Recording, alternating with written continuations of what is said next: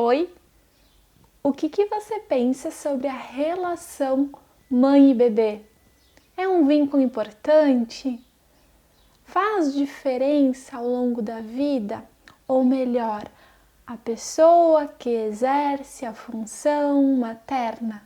Pode ser uma mãe, pode ser um pai, pode ser um avô, pode ser um professor, pode ser um irmão, pode ser N pessoas, desde que essa pessoa tenha uma relação com a criança de afeto e de devoção, assim como uma mãe tem. Aquela pessoa responsável pela criança. É aí que eu me refiro. Então, voltando à pergunta, será que é importante esse laço? Será que há efeitos ao longo prazo dessa relação, desse vínculo? Há um experimento bem controverso feito em 58 por um psicólogo bastante emblemático, digamos assim, chamado Harry Harlow. Ele pegou alguns macaquinhos e privou esses macaquinhos do convívio da mãe. E aí iniciou toda uma série que hoje, enfim, seria impossível de fazer esses experimentos, ainda bem, há leis de proteção aos animais. E eu estou falando dele para pensar sobre essa pergunta feita no início do vídeo. Por quê? Foi feito atividades pelos quais os macaquinhos ficavam junto com uma mãe de arame, feita de arame, e uma mãe feita de pelúcia, de pano.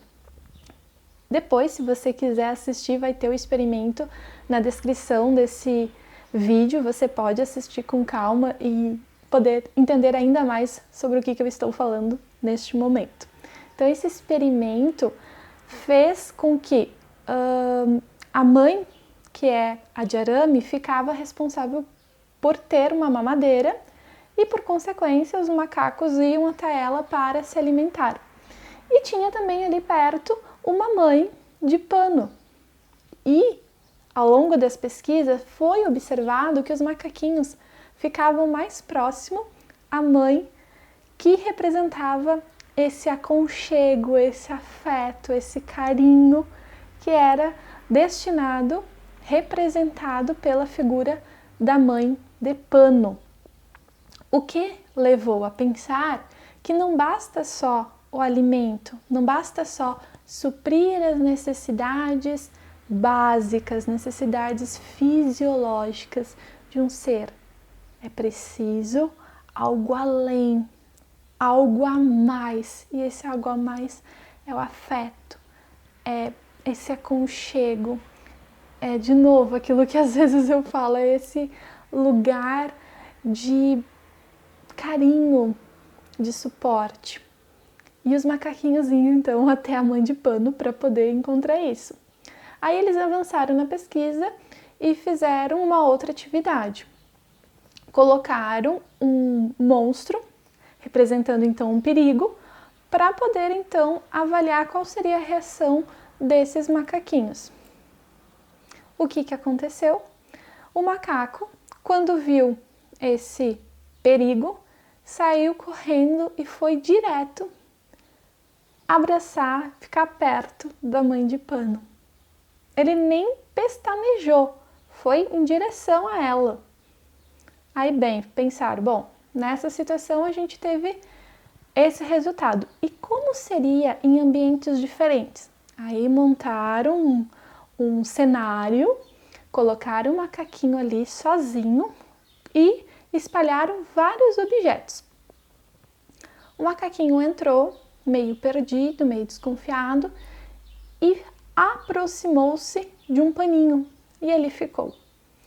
Os pesquisadores pensaram, bom, vamos então anexar a mãe de arame para ver o que esse macaco faz. Afinal de contas, a mãe de arame era aquela que tinha mamadeira, era aquela que daria o seu sustento, as suas necessidades fisiológicas seriam atendidas através dela. O macaquinho chegou e o que ele fez? Foi direto para o paninho, não foi para a mãe de arame. E aí, pela terceira vez, fizeram algo para poder avaliar a reação, a resposta desse macaco. Colocaram a mãe de arame nesse ambiente. O macaquinho chegou e foi direto para a mãe de pano. Então, colocaram a mãe de pano nesse ambiente. O macaquinho chegou e foi direto para a mãe de pano. E ali ficou por um bom tempo, agarradinho nela, abraçado, aconchegante, até que ele começou a explorar o ambiente, coisa que até então ele não tinha feito, nem quando não tinha nada e nem quando tinha só a mãe de arame.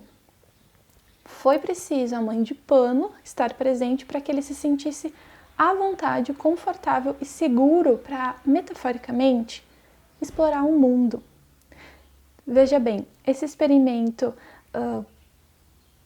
teve o intuito, de poder avaliar como é a relação mãe e bebê, se o amor é importante na vida de uma criança. Os macaquinhos que participaram do experimento ficaram completamente prejudicados, porque afinal de contas eles estavam sendo expostos a um experimento que privou ele da mãe real. Colocaram a mãe de pano, mas a mãe de pano não dá conta, porque não interagia com eles, não supria de outras formas. Então, essa mãe de pano, essa mãe de arame também me lembrou muito, se vocês tiverem interesse de entender o que eu estou falando, sobre o objeto transicional. Lembra? Aquele bichinho de pelúcia, aquela naninha, aquela fraldinha. Tem vídeo nesse canal falando sobre isso, inclusive. Tá na descrição desse vídeo, se você quiser assistir depois. Que o objeto transicional, ele representa a mãe, mas ele não é a mãe. Ele representa. Agora imagina um recém-nascido que ainda depende totalmente desse ser para viver, sendo introduzido a um objeto que representa, mas que não é a mãe. A mãe não volta, a mãe saiu. Então, claro que teria esses efeitos nesse experimento. É claro que os macaquinhos privados de quem exerceria a função materna seriam prejudicados, porque eles ficaram à mercê. Então, gente, independentemente se você tem a sua mãe biológica, se você tem a sua mãe afetiva, saiba que o que eu estou falando é daquela que exerce a função materna, ou aquele que exerce a função materna, que é o amparo, que é esse... até o Winnicott vai falar de holding, que é suporte, sustento, né? É aquela pessoa que você pode recorrer, que vai estar ali para lhe ajudar. A pessoa que exerce a função materna. E aí, de volta à pergunta, será que esse afeto tem efeitos na vida de um ser humano? Dos macaquinhos tiveram. E nós, seres humanos, o que você pensa? Vai pensando. Enquanto isso, se você gostou desse vídeo, deixe esse like, inscreva-se no canal, compartilhe para outras pessoas que poderão se beneficiar. Eu sou Bruna Grabowski e estarei aqui com vocês compartilhando mais e mais conhecimentos e informações. Um grande beijo. Até a próxima. Tchau!